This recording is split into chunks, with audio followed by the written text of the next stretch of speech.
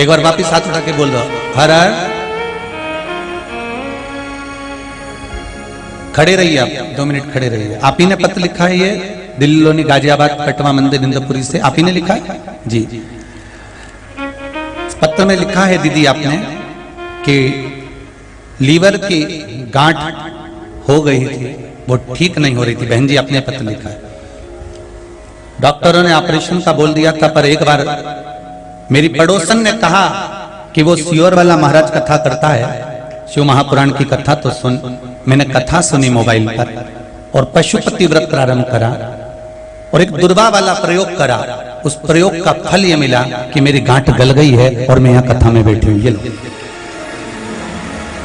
ये पत्र है। डॉक्टर ने ऑपरेशन का मना कर दिया। बेटी विराजिए, बैठो। हर हर। शिव ओघड़ी ऐसा है,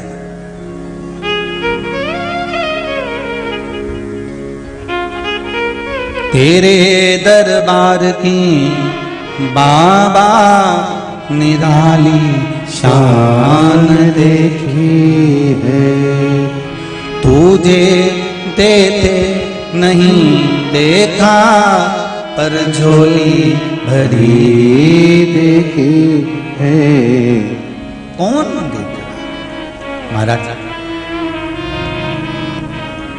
ना आप हमें जानते हो ना हम आपको जानते हैं, और इतनी भीड़ में आप लोगों से हमारा मिलना भी नहीं होता। होता है किसी से पर्सनल मिलना कि आपसे हम मिल लें।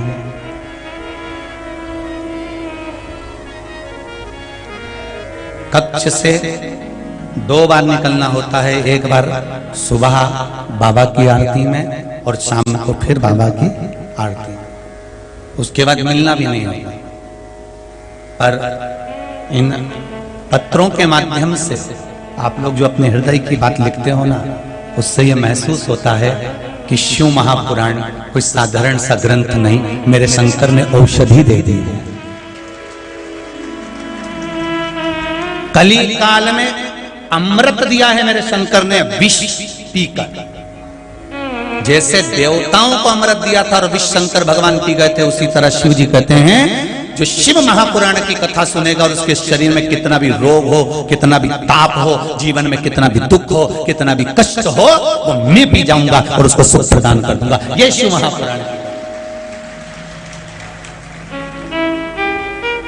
की एक पत्र और है बड़ा सुंदर, छोटा सा। देखिए पत्र बड़े बड़े सुंदर आए हो।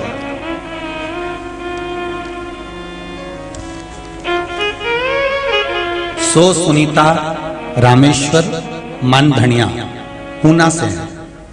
आप ही हैं? दोनों हाथ उठाकर बोल दो एक बार हर हर महादेव। आपने लिखा है, गुरुजी 2021 में शिव महापुराण की कथा में फुलेरा दूज का वर्णन आपने किया था।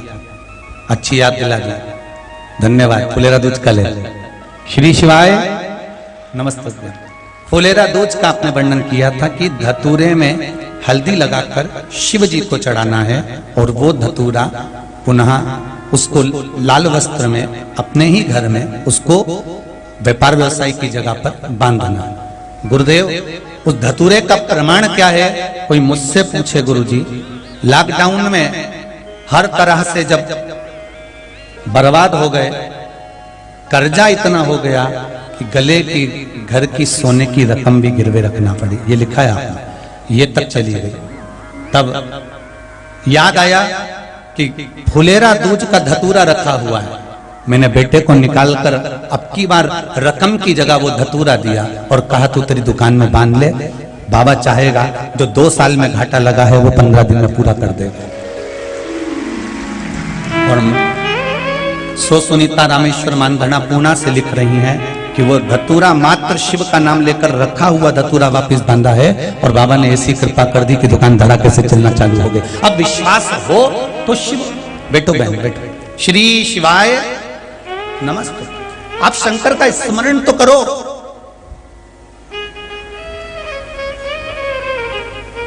उसको जो लग गया शरीर से, चपटी भभूत में है खजाना कुबेर का। शमशान की रात आपके शरीर पे चिपक जाती है, मुर्दा लेकर जाने वाले के शरीर पर शमशान में जाने वाला व्यक्ति वापिस आता है, नहाता है, शमशान की राख आपके शरीर पर चिपक जाती है, तो आप स्नान करते हो उस राख को छुड़ाने के लिए, और वही शमशान की राख जब मेरे महादेव पर चढ़ जाती है तो करोड़ों का खजाना बना देती है। वही शमशान की राख जब मेरे देव अधिदेव महादेव पर चढ़ जाती है तो दुनिया का ऐसा कौन सा खजाना नहीं जो मेरा शिव ना बना देता हो। उसको छुआ गया एक एक पदार्थ, एक एक सामग्री कोई साधारण नहीं होती महाराज, वो साधारण नहीं। कल फुलेरा दूजे भारत की भूमि पर आप जहां जहां बैठकर शिव महापुराण की कथा सुन रहे हो, शिव मंदिर में एक धतूरा हल्दी में भिगोकर शिव जी को चढ़ाकर उसको वापिस चाहो तो आप दुकान व्यापार के लिए लेकर जाओ, मना नहीं है, पर प्रयास करना। पहली बार धतूरा माता पार्वती जी जब अखंड तप करने शंकर भगवान का बैठी थी और देव अधिदेव महादेव जब पहली बार प्रकट हुए थे माता पार्वती के सामने और पार्वती को समझाने के लिए आए थे कि तुम मुझसे विवाह मत करो, तब पार्वती जी ने विनय करी थी कि मैं आपसे विवाह करना चाहती हूँ। तब पार्वती जी से शिव जी ने कहा था मुझसे विवाह करना कांटों की सेज पर सोने के बराबर है, कांटों पर चलने के बराबर है। तब माता पार्वती जी ने फुलेरा दूज के दिन पहली बार धतूरा शंकर भगवान को चढ़ाया था कि ये मैं कांटों पर भी चलने को तैयार हूँ अगर मेरा महादेव मेरे साथ है तो। तब शंकर भगवान ने वचन दिया था पार्वती फुलेरा दूज के दिन जो शिव पर धतूरा समर्पित करता है, जिस कामना से चढ़ाता है मैं उसकी कामना पूर्ण कर देता हूँ। तेरा भी अखंड सौभाग्य होगा पार्वती।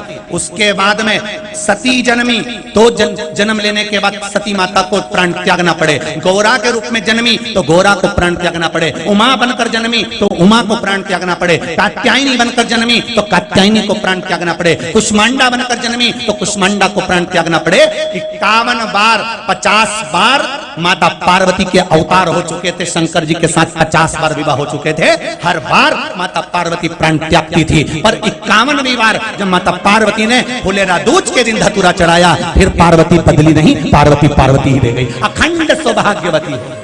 साधारण है फुलेरा दूज,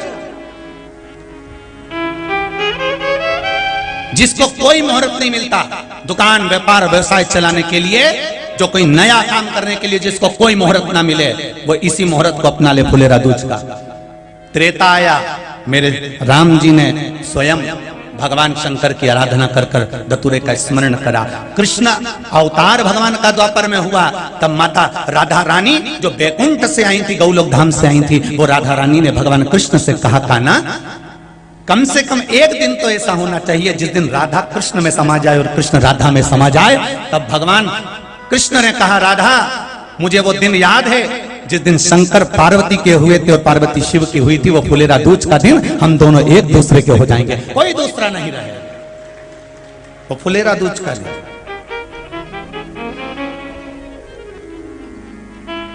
सारे दिन तुमने जो दान करा, हर रोज तुमने दान करा, सारा पुण्य करा, वो छिन्न हो सकता है, पर फुलेरा दूज के दिन अगर हम कुछ दान करते हैं वो जिंदगी भर छिन्न नहीं होता, वो अटल अजर और अमर होता है। अंतिम समय तक प्राण त्यागने के बाद भी अगर कोई पिंड ना दे, तर्पण ना दे, तिलांजलि ना दे, फुलेरा दूज के दिन किया गया दान कभी छिन्न नहीं होता, कभी छिन्न नहीं होता।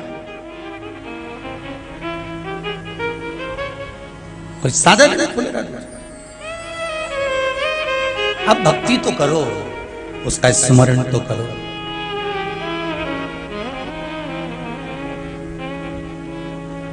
शिव कथा कर,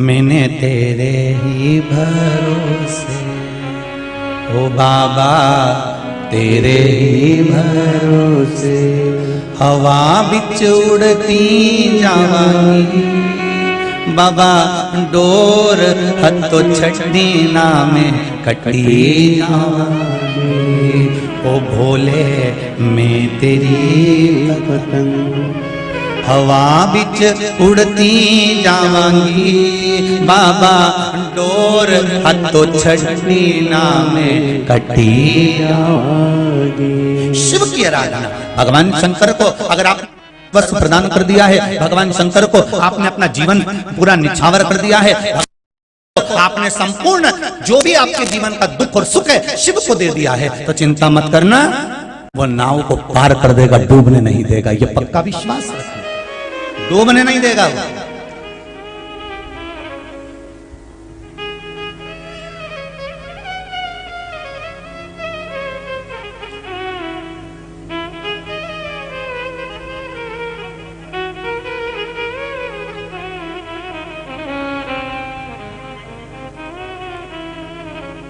ये नाव नहीं है जानी, डूबने की है इसकी कहानी, कहीं डूब ना जाए मझधार प्रभु, इस नैया को पार लगा दे। ये नैया ऐसी लग रही है कि डूब रही है, व्यापार नहीं चल रहा, व्यवसाय नहीं चल रहा, कहीं कष्ट जीवन में आ गया, रोग बीमारी ने घेर लिया, तकलीफ पर तकलीफ बढ़ रही है, तब ये नाव नहीं है दानी, डूबने की है इसकी कहानी। ऐसा लग रहा है कि अब ये डूबने वाली है, कोई संभाल नहीं रहा है भोलेनाथ, हर तरह से हताश हो गई मैं, सब दूर से ठोकर खाई, तब तेरे दर पर आई हूं बाबा। कितनी आस लेकर आए हो साहब, कितनी आस, एक रुद्राक्ष की आस लेकर आए हो आप, शिव महापुराण की आस लेकर आए हो आप।